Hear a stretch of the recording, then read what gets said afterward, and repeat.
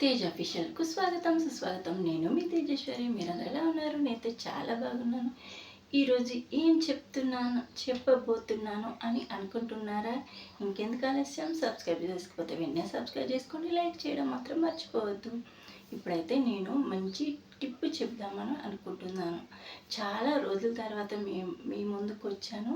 నాకైతే చాలా హ్యాపీగా అనిపిస్తుంది. ఇప్పుడు నేను మంచి టిప్ చెప్దామని అనుకుంటున్నాను. మన దైనందిన జీవితంలో టిప్స్ అనేవి చాలా ఉపయోగపడతాయి. మరి అలాంటి టిప్స్ ఏంటంటే మన ముఖానికి సంబంధించిన టిప్స్. మన ముఖం అనేది మనకు చాలా ముఖ్యము. అసలు ఎప్పుడు ఆడవాళ్ళైతే ఎప్పుడు అద్దంలోనే చూసుకుంటుంటారు ఆ అందాన్ని. మరి అలాంటి అందాన్ని మెరుగుపరచుకోవాలని అనుకుంటారు కదా ఎవరైనా. అబ్బాయిలైనా సరే, అమ్మాయిలైనా సరే ఈ టిప్స్ అనేవి పాటించవచ్చు. మరి ఈ టిప్స్ కోసము మనమైతే మన ఇంట్లో ఉన్న వాటితోనే టిప్స్ అనేవి పాటిస్తాం. ఇవాళనైతే చాలా సులువుగా చేసుకునే టిప్స్ అనేవి మీ ముందుకు తెచ్చాను. అవి ఏంటో చెప్పాలా?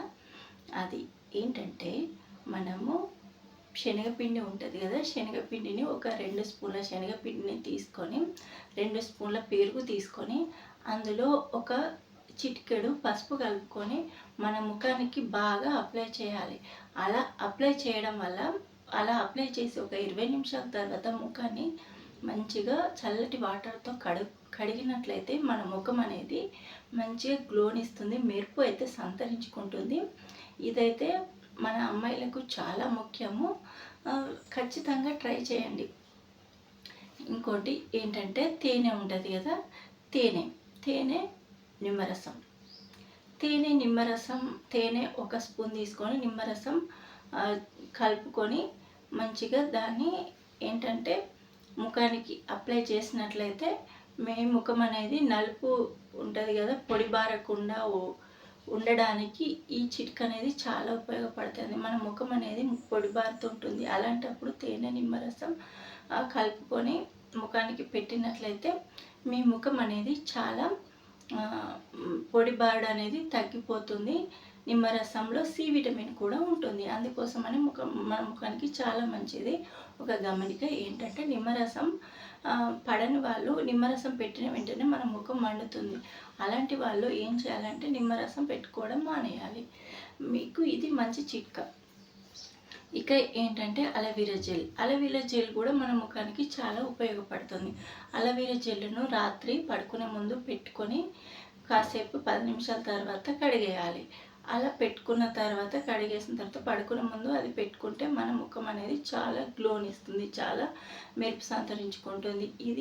ఈ చిట్కా అనేది చాలామందికి చాలా రకాలుగా ఉపయోగపడుతుంది. ఇంకా ఏంటంటే పాలు, పచ్చి పాలు ఉంటాయి కదా, పచ్చి పాలు అండ్ తర్వాత మనం పాలలో పసుపు వేసుకొని మనకు మచ్చలు ఉన్న చోట పెట్టుకోవాలి. లేకపోతే పాలలో ఒక 2 స్పూన్ల ఒక స్పూను నూనె పోసుకొని దాన్ని మచ్చలు ఉన్న చోట పెట్టుకుంటే మనకు నల్ల మచ్చలు, మొటిమలతోటి వచ్చే మచ్చలు అనేవి తగ్గిపోతాయి.